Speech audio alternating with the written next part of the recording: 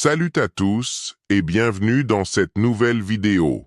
Aujourd'hui, je vais vous raconter 3 histoires vraies qui se sont déroulées aux États-Unis et qui, je vous préviens, risquent de vous donner des frissons. Avant de commencer, n'oubliez pas que ces histoires, bien que troublantes, font partie du passé. Si certains passages vous mettent mal à l'aise, n'hésitez pas à faire une pause. Notre première histoire nous emmène dans le Michigan en 1987.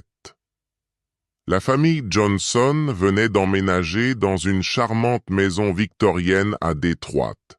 Tout semblait parfait jusqu'à ce que des événements étranges commencent à se produire. Des bruits de pas dans le grenier, des objets qui se déplaçaient mystérieusement, et surtout, cette odeur inexplicable qui envahissait régulièrement la maison. Après plusieurs mois d'investigation, ils découvrirent que leur maison avait autrefois servi de pension de famille dans les années 1920. En rénovant le grenier, ils trouvèrent, dissimulés dans les murs, des dizaines de journaux d'époque relatant des disparitions mystérieuses dans le quartier.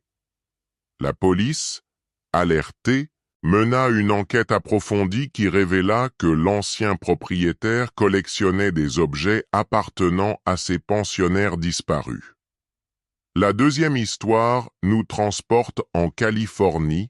En 2003, Sarah Martinez, une garde forestière du parc national de Yosemite, effectuait sa ronde habituelle quand elle aperçut une cabane qu'elle n'avait jamais vue auparavant.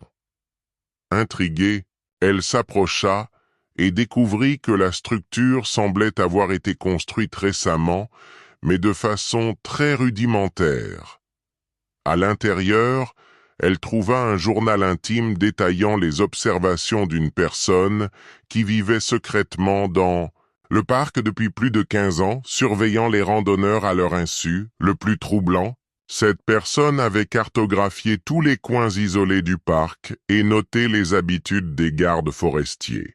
Après une vaste opération de recherche, les autorités n'ont jamais retrouvé l'auteur du journal. Notre dernière histoire se déroule dans le Maine en 2012. La famille Peterson remarqua que leur fils de 5 ans parlait souvent d'un ami imaginaire qu'il appelait Monsieur Thomas. Au début, ils n'y prêtèrent pas attention, jusqu'à ce que leur fils commence à décrire des détails très précis sur la vie de cet ami supposé imaginaire. En faisant des recherches, ils découvrirent qu'un certain Thomas Williams avait effectivement vécu dans leur maison dans les années 1950 et que les détails mentionnés par leur fils correspondaient parfaitement à la vie de cet homme. Le plus étonnant, leur fils n'aurait jamais pu avoir accès à ces informations. Ces histoires nous errent.